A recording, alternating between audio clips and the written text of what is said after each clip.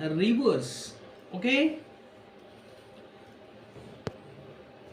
you know many rivers originate from Himalayas. Just see, many rivers which start from the Himalayas flow through this region. Region means क्षेत्र. बहुत सी नदियां हैं जो हिमालय से निकलती हैं और जो हमारा नॉर्दर्न प्लेन है, जो भारत का उत्तरी मैदान है, उस उत्तरी मैदान से होकर के बहती हैं। हिमालय से बहुत सी ऐसी नदियां हैं जो निकलती हैं, जो उत्तरी मैदान से होकर के बहती हैं। इसमें से सतलुज, गंगा, ब्रह्मपुत्र एंड यमुना ये मेजर है। सतलुज नदी भी इसमें बहती है, इधर से पंजाब में जाती है, ठीक है। Ganga you know very well, Uttarakhand से निकलते हुए फिर यूपी में एंटर करती है, फिर बिहार चली जाती है, फिर आगे वेस्ट बंगाल में जाके फिर बिहार बंगाल में गिर जाती है, ठीक है। गंगा, ब्रह्मपुत्र फ्रॉम दिस आसाम से इधर से एंटर करती है। एंड यमुना, यमुना जो है वो इसकी सहायक नदी है, किसकी? गंगा की। इलाहाबाद में आके मिल जाती है, ठीक है ना। दे कैरी माउंटेन सॉयल, इन नदियों के साथ पर्वत की मिट्टी। होता है नदियां जब बहती हैं अपने पानी के साथ, उनका जो कि प्रवाह पर्वतों पर काफ़ी तेज होता है, क्योंकि वो ऊंचे से नीचे की ओर बहती हैं, काफ़ी तेज होता है। तो होता है क्या है कि वो धीरे धीरे जब मूव करती हैं तो एक तरीके से जो भी कोमल चट्टान मिली, मिट्टी मिली, उनको अपने साथ बहा करके ले आती हैं। क्या करती हैं? बहा के लाती हैं। उन्हीं को सिल्ट कहते हैं या उनको एलुवियल कहते हैं। फिर करती क्या है कि and deposit it on their banks, पहाड़ों से बहा करके लाएंगी। और मैदानी क्षेत्र में होता क्या है कि नदियों की जो गति होती है पानी की वो कमज़ोर हो जाती है, मतलब धीमी हो जाती है। पहाड़ों पर तेज होती है क्योंकि ढलान ज़्यादा होता है। मैदान में जब पड़ती तो मैदान में ढलान ऐसे नहीं होता है, फील्ड ऐसे होता है, बहुत माइनर, बहुत कम ढलान होता है। तो नदियों की गति जो होती है सामान्य अवस्था में धीमे होती है। जब धीमे होती है तो अपने साथ जो बहा करके लाती हैं वो अपने दोनों किनारों पर उसको क्या करती हैं, पानी के साथ जो आ रहा मिट्टी या जो एलुवियल है वो लेफ्ट साइड या राइट साइड जो है वो डिपॉजिट कर देती हैं, छोड़ देती हैं। और वो ज़्यादा ये These are snow-fed rivers, so they have water throughout the year. ये तो हो गया। They are snow-fed rivers. Snow-fed का मतलब ये नदियाँ जो हिमालय से निकलती हैं तो इनमें बर्फ पिघलती है तो उसका पानी आता है। बर्फ पिघलती है। बरसात में तो मैदान से ही पानी आ जाता है, लेकिन अब इमेजिन करो गर्मी में पानी कहाँ से आएगा, जाड़े में पानी कहाँ से आएगा? तो जो स्नो बर्फ पिघलती है हिमालय की, उससे पानी आता है। तो ये होता क्या है कि बर्फ साल भर पिघलती है, गर्मी दिन में ज़्यादा पिघलती है।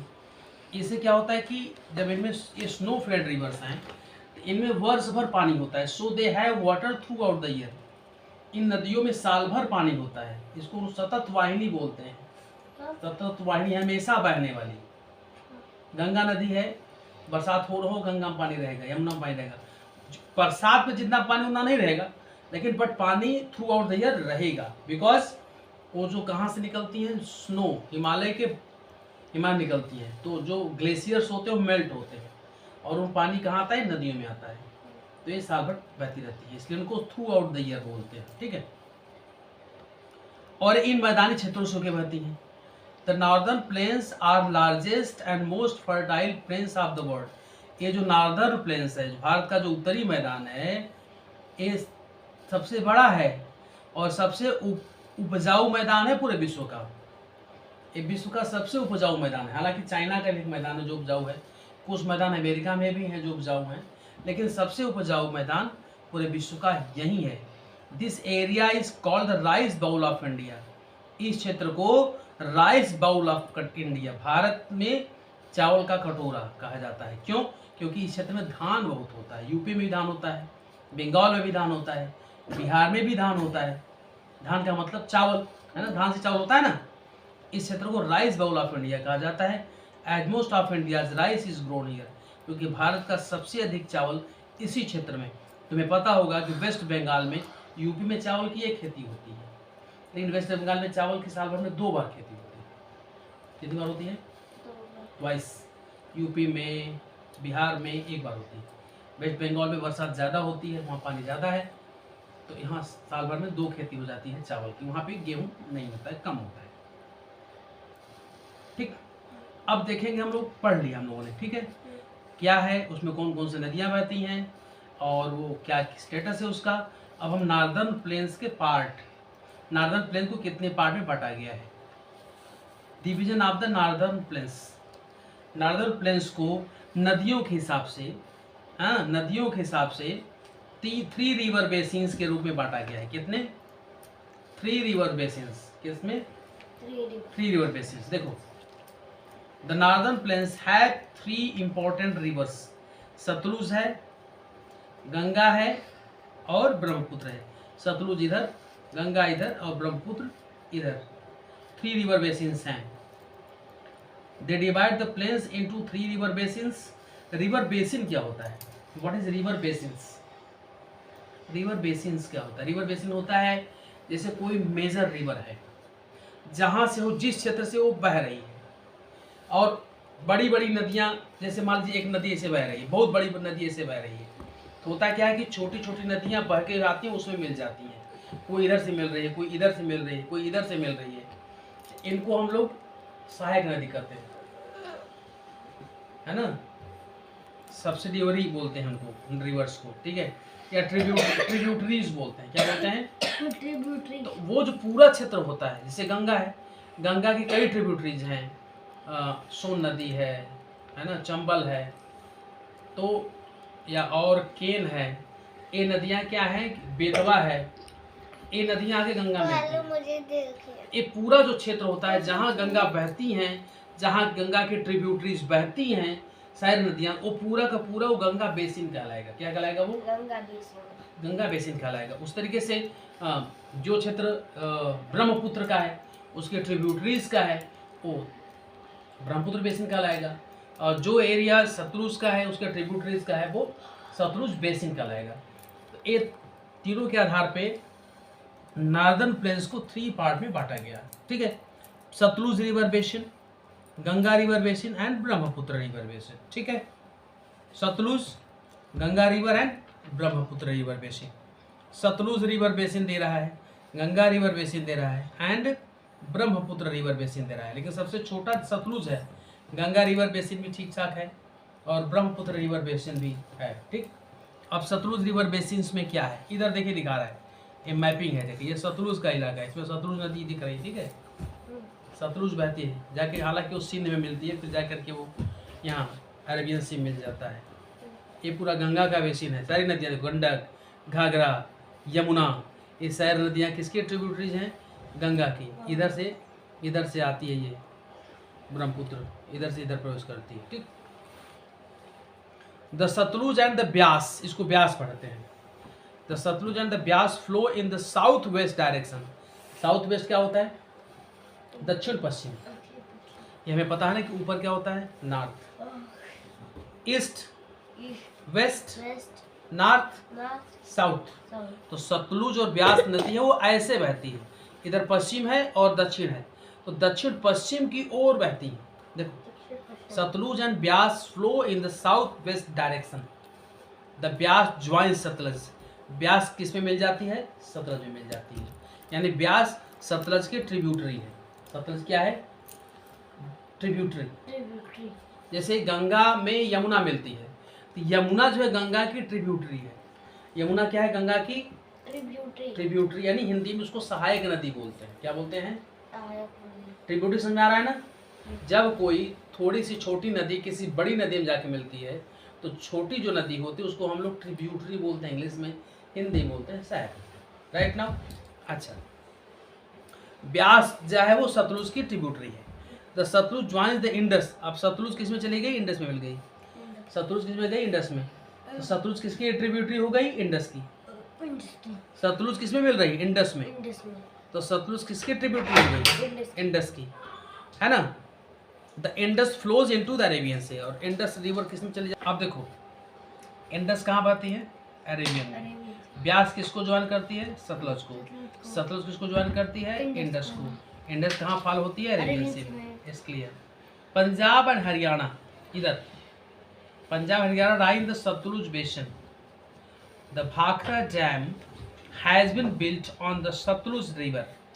सतलज रिवर में भाखड़ा डैम बनाया गया जो इंडिया का सबसे ऊंचा डैम है। हाँ, it provides water for irrigation, irrigation mean सिंचाई। भाखड़ा डैम से जो पानी मिलता है वो सिंचाई के लिए प्रयोग होता है, बिजली बनती है। Electricity is also produced at the Bhakra dam, electricity भी बनती है, बिजली बनती है और सिंचाई भी होती है। Punjab and Haryana are the two states which get water and electricity from the Bhakra dam. Bhakra dam से दो स्टेट हैं, पंजाब और हरियाणा, जहाँ पर उनको बिजली भी मिलती है भाखड़ा डैम से और सिंचाई भी होती है। ठीक है, ये सिंपल हो गया। सतलुज का जो बेसिन है वो पंजाब और हरियाणा है। It's clear.